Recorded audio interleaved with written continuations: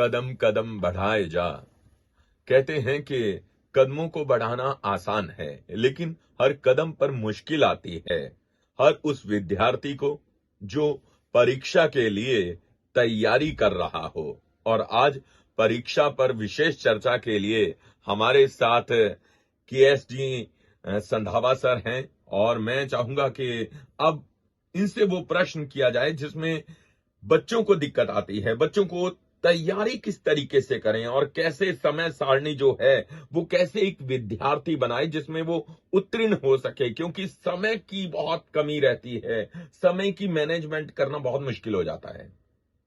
जैसे अभी बोर्ड के एग्जाम, वैसे एनुअल परीक्षा सभी क्लासेस की 1 to 12 ऑलमोस्ट फरवरी में स्टार्ट हो जाती हैं।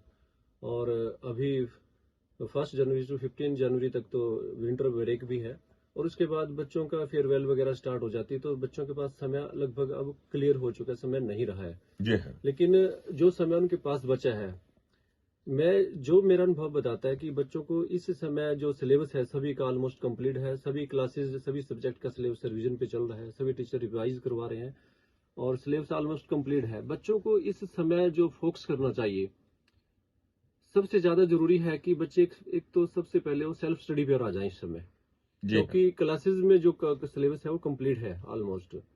दूसरी बात यह है कि पिछले जो क्वेश्चन पेपर्स हैं, पिछले ईयर्स के जो अभी आए हैं, पिछले 4-5 साल के क्वेश्चन पेपर उठाएं या अनसॉल्व्ड गैस पेपर लें, तो उनको पेपरों को वो सॉल्व करें।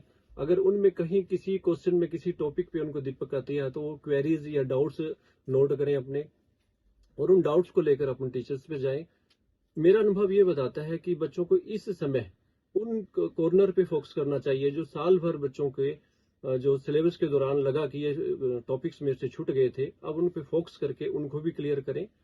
और जो क्वेश्चन पेपर है, जो ऐसे मैंने बताया कि गैस पेपर 8 से 10 क्वेश्चन पेपर की वो सोल्व भी करें, उनकी तैयारी करें। बहुत सारे बच्चे ये कहते हैं कि यार साल के आखिरी टाइम में हम परीक्षा की तैयारी करेंगे, अभी तो बहुत टाइम पड़ा है, अभी बहुत टाइम पड़ा है। लेकिन जैसे ही लास्ट टाइम आ जाता है तो वह तैयारी में जुट जाते हैं। तो कितना ये सही है और कितना ये गलत है? देखो, जब परीक्षा का समय नजदीक आ जाता है तो दबाव तो बच्चों पर पड़ ही जाता है, और उससे ज्यादा जो लगभग साल भर वो इतना समय नहीं दे पाते, तो उनकी कोशिश रहती है कि maximum syllabus, maximum material clear किया जाए परीक्षा के दौरान, परीक्षा से पहले। लेकिन मेरा मानना यह है कि हमें सिलेबस तो स्टार्टिंग से ही कवर करना चाहिए, स्टेप टू स्टेप ही चलना चाहिए, और लास्ट में आके तो हमने मैक्सिमम रिवीजन पे ध्यान देना चाहिए। जी हाँ, जी हाँ। सर, कहते हैं कि चलिए पहले आपसे ही शुरू करते हैं। परीक्षा में उत्तीर्ण होने के लिए आपने बहुत सारे पड़ावों को पार किया है। अगर आप कुरुक्षेत्र यूनिवर्सिटी के एक छात्र भी रहे हैं, एमए की है, बीएड की है, एमफिल की, पीएचडी की, लेकिन इस पूरे सफर में शिक्षा के दौरान किन तकलीफों से गुजरना पड़ा?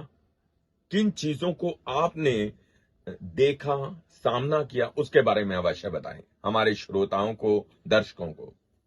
अगर मैं अपनी बात करूं तो आज जिस पद पर मैं विराजमान हूं, ब्लॉक एजुकेशन ऑफिसर जगाधरी, लेकिन ये सफर मेरा कोई आसान नहीं रहा।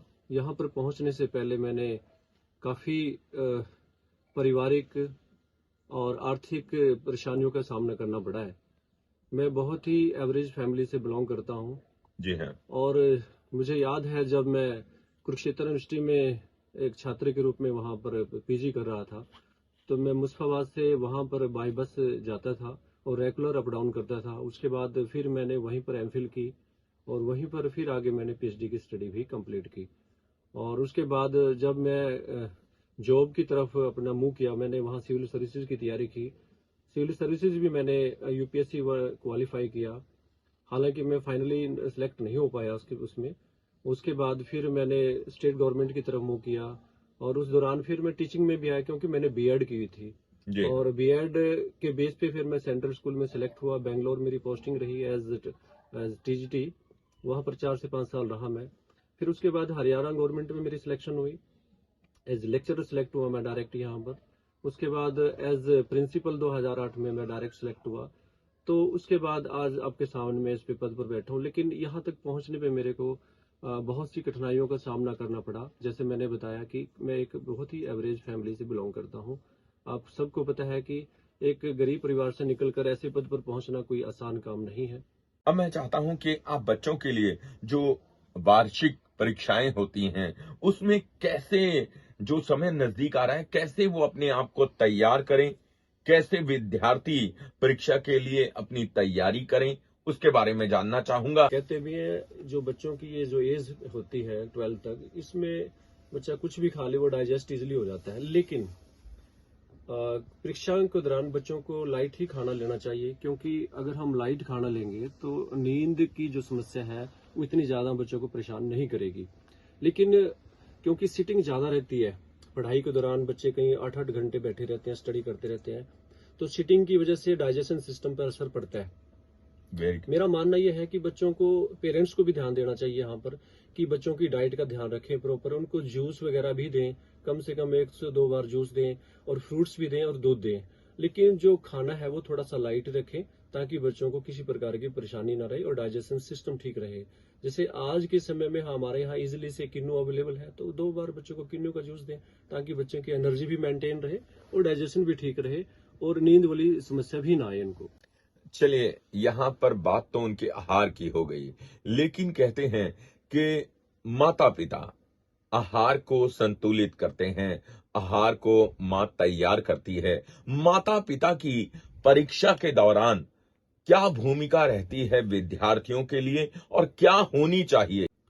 वैसे तो माता पिता की भूमिका पूरी जिंदगी बच्चों के लिए रहती है, उनके आशीर्वाद की हर कदम पर जरूरत पड़ती है। जी हाँ। लेकिन अगर हम इसको परीक्षाओं के प्रक्षेप में देखें तो माता पिता की भूमिका बहुत अहम रहती है, क्योंकि बच्चे रेगुलर स्टडी करते हैं, बैठे रहते हैं, तो उनके खान पान का ध्यान माँ बाप को ही रखना पड़ता है। प्रॉपर टाइम पे उनको खाना मिलता रहे, प्रॉपर टाइम पे, क्योंकि अक्सर ऐसा देखा गया है कि बच्चे रेगुलर स्टडी कर रहे हैं तो खाना ही खाना भूल जाते हैं, 8-8 घंटे 10-10 घंटे पढ़ते रहते हैं बैठे। तो अभी ऐसे भी देखने को मिला, जैसे खुद मैं मेरे बच्चों की बात करूं तो खाना हमने दे दिया तो सुबह देखा कि खाना खाए ही नहीं बच्चों को। जी तो हाँ। पेरेंट्स की ऐसी जगह पर भूमिका बन जाती है कि उस समय समय पर बच्चों को देखते रहें कि वो खाना खाया या नहीं खाया, और इसके अलावा अगर उसको स्टडी मटेरियल से रिलेटेड भी कोई दिक्कत रहती है तो वो भी समय पर उसको अवेलेबल कराया जाए। ये बहुत इंपॉर्टेंट है, और थोड़ा सा इमोशनल टच भी बच्चों के साथ बनाए रखें। ब्लॉक एजुकेशन ऑफिसर हैं जगाधरी के एस संधावा जी। तो मुझे ये बताइए कि आपकी तरफ से क्या संदेश रहेगा और विद्यार्थी किस तरीके से चुनाव करें? हमारी जो स्कूल एजुकेशन है ये बॉर्डर लाइन होती है एक स्टूडेंट के लिए। इसके बाद बच्चों को अपना फील्ड चुनना होता है। 12th के बाद हमारे को ये डिसाइड करना होता है कि हमने किस दिशा में बढ़ना है। अगर हमने डिफेंस में पढ़ना है, आर्मी की तरफ बढ़ना है या डिफेंस में पढ़ना है, तो हम एनडीए का चुनाव कर सकते हैं 12th के तुरंत बाद। इसके अलावा अगर हमने इंजीनियर बनना, हम तो आईआईटी की तरफ बढ़ सकते हैं। अगर हमने डॉक्टर बनना तो हम नीट की तैयारी करें। जी हाँ। तो एक प्यारा सा संदेश हमारे सभी श्रोताओं के नाम। क्योंकि ये विद्यार्थियों के ऊपर आपने मेरे से सारी बातें की हैं, हाँ और जी। खासकर विद्यार्थियों परीक्षा पर विशेष चर्चा है। चर्चा पे बात करी है, तो मैं मराठी भाषा में, खासकर मुंबई में, वहां पर लोग इस्तेमाल करते हैं कि टेंशन नहीं लेने का यार। जी हाँ, टेंशन नहीं लेने का। प्यारे बच्चों, टेंशन नहीं लेनी है, बस ये इसको ऐसा समझो कि बहुत आसानी से आप पेपरों में अपीयर होने जा रहे हैं, और बहुत इजी से, क्योंकि आप साल भर आपने सब कुछ पढ़ा हुआ है, तो तनाव लेने की तो कोई जरूरत ही नहीं है। बहुत इजी से अगर आपने स्टडी की है तो पेपर आपका बहुत इजी से आने वाला है, और आप बहुत अच्छे से उसको कंप्लीट करने वाले हैं। खुद ही को कर बुलंद इतना कि खुदा खुदा कर पूछे, बता बंदे तेरी रजा क्या है। जी धन्यवाद।